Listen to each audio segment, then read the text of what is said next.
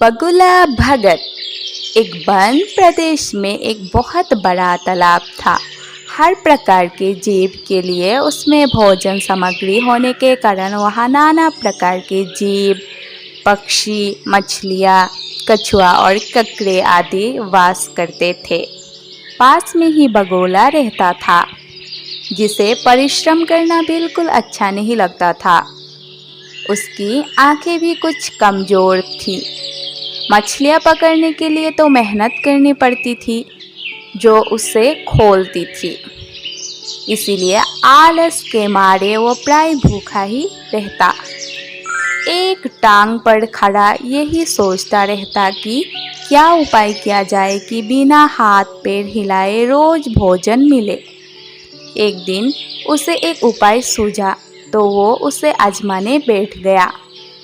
बगुला तालाब के किनारे खड़ा हो गया और लगा आंखों से आंसू बहाने। एक केकड़े ने उसे आंसू बहाते देखा तो वो उसके निकट आया और पूछने लगा, अरे बगुला भैया, क्या बात है? ये कैसा वेश बनाए हुए हो और रो क्यों रहे हो? भोजन के लिए मछलियों का शिकार करने की बजाय बैठे बैठे आंसू बहा रहे हो। बगुले ने जोर की हिचकी ली और भर्राई गले से बोला, क्या बताऊं केकड़े भाई, प्रायश्चित कर रहा हूँ। मुझे अपने किए पर बहुत पछतावा हो रहा है। अपनी भूख मिटाने के लिए मैंने आज तक न जाने कितनी मछलियों को मारा है। मैं कितना स्वार्थी था, लेकिन आज मुझे इस बात का एहसास हो गया है। अब मैं यह पाप कार्य और नहीं करूंगा। मेरी आत्मा जाग उठी है, इसलिए मैं निकट आई मछलियों को भी नहीं पकड़ रहा हूँ। तुम तो देख ही रहे हो। और मैंने यह वचन लिया है कि अब मैं भविष्य में एक भी मछली का शिकार नहीं करूंगा। केकड़ा बोला, अरे बगुला भैया, ऐसे शिकार नहीं करोगे और तुम कुछ खाओगे नहीं तो भूख से मर जाओगे। बगुले ने एक और हिचकी ली। मर जाने दो केकड़े भाई, किसी और की जान लेकर अपना पेट भरने से तो भूखे पेट मर जाना ही अच्छा है। वैसे भी मुझे कल एक त्रिकालदर्शी महात्मा मिले थे और उन्होंने मुझसे कहा कि कुछ ही समय में 12 साल के लिए सूखा पड़ने वाला है, जिस कारण सब मर जाएंगे। उनकी भविष्यवाणी कभी गलत नहीं होती। अच्छा, ऐसी बात है बगुला भाई, यह तो बहुत बुरी खबर है। अभी मैं सबको सूचना देता हूँ। केकड़े ने जाकर सबको बताया। सुनो दोस्तों, बगुले ने बलिदान व भक्ति का मार्ग अपना लिया है।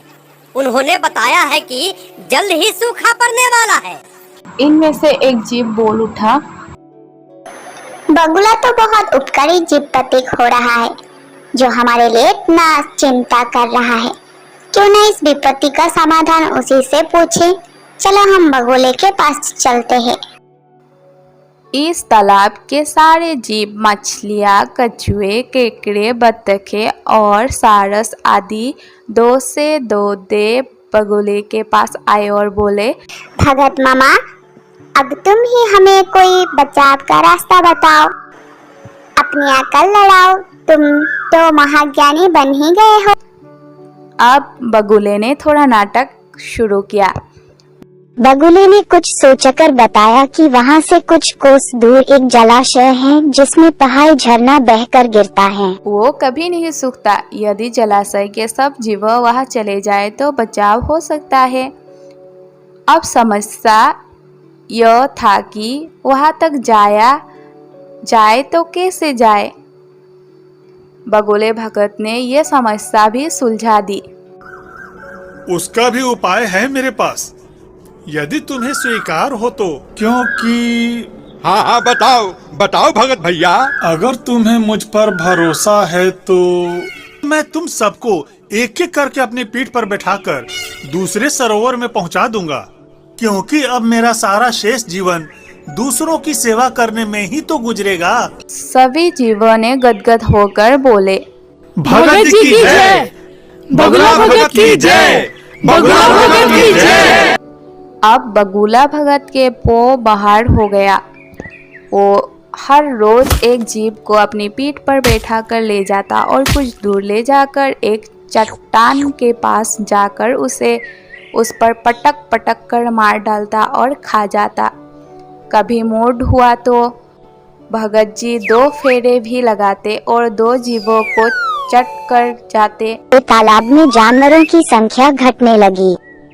चट्टान के पास मरे जीवों की हड्डियों का ढेर बढ़ने लगा और भगत जी की सेहत बनने लगी। खा खा कर वो खूब मोटे हो गए। मुंह पर लाली आ गई और पंख चर्बी से तेज से चमकने लगे। उन्हें देखकर दूसरे जीव कहते, देखो, भगत जी को दूसरे की पुण्य का फल शरीर में लग रहा है। देखो बगुला भैया, तुम आज ही मुझे ले चलो, क्योंकि तालाब के सारे मछलियाँ दूसरे सरोवर में चले गए। ठीक है मछली रानी, तुम्हें आज ही लेकर चलूंगा। बगुला भगत मन ही मन खूब हंसता। वो सोचता कि देखो, दुनिया में कैसे कैसे मूर्ख जीव भरे पड़े हैं जो सबका विश्वास कर लेते हैं।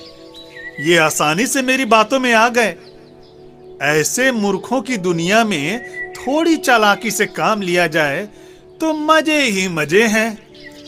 बिना हाथ पैर हिलाए खूब दावत उड़ाई जा सकती है और संसार से मूर्ख प्राणी को कम करने का मौका कम ही मिलता है। बैठे बिठाए पेट भरने का जुगाड़ हो जाए तो सोचने का बहुत समय मिल जाता है। चलो मछली रानी। बहुत दिन यही कर्म चला। एक दिन केकड़े ने बगुले से कहा, अरे बगुला भैया, तुम हर रोज किसी न किसी को ले जाते हो, लेकिन मेरी बारी अभी तक नहीं आई। मेरा नंबर कब आएगा? मुझे भी तो जान बचानी है ना। और ये बताओ कि कैसा माहौल है वहाँ का? सारे जीव खुश तो है ना? भगत जी बोले, हाँ, सब बहुत खुश हैं। और तुम अगर कह रहे हो तो आज तुम्हें ही ले चलता हूँ। चलो मेरी पीठ पर बैठ जाओ और खुद ही अपनी आंखों से सब देख लेना। ठीक है? ठीक है। बगुला मन ही मन सोचता है, मछलियाँ तो रोज खाता हूँ। चलो आज मैं सिर्फ केकड़े से ही काम चला लूंगा। केकड़ा खुश होकर बगुले के पीठ पर बैठ गया। अरे वाह, तुम्हारी तो बहुत मौज है बगुला भैया। और ऊपर से धरती कितनी सुंदर दिखती है। बगुला भगत, तुम तो खूब मस्ती करते हो। हाँ, क्यों नहीं। मेरे पंख जो ठहरे, इसलिए मेरी जहाँ इच्छा होती है आसानी से उड़कर चला जाता हूँ।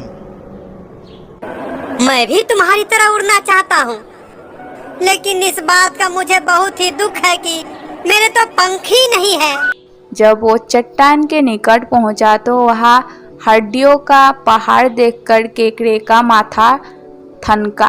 वो हकलाया, ये हड्डियों का ढेर कैसा है बगुला भगत? और वह सरोवर कितनी दूर है? बगुला भगत ठा ठा करके खूब हंसे और बोले, घबराओ नहीं, अब वहाँ जाने की कोई जरूरत नहीं है। अब तुम सारे परेशानियों से मुक्ति पा जाओगे बच्चू। क्या मतलब बगुला भगत? अरे मूर्ख, कैसा सरोवर? मैं क्या तुम्हारा नौकर हूँ जो अपनी पीठ पर बैठाकर घुमा रहा हूँ? यहाँ कोई सरोवर नहीं है।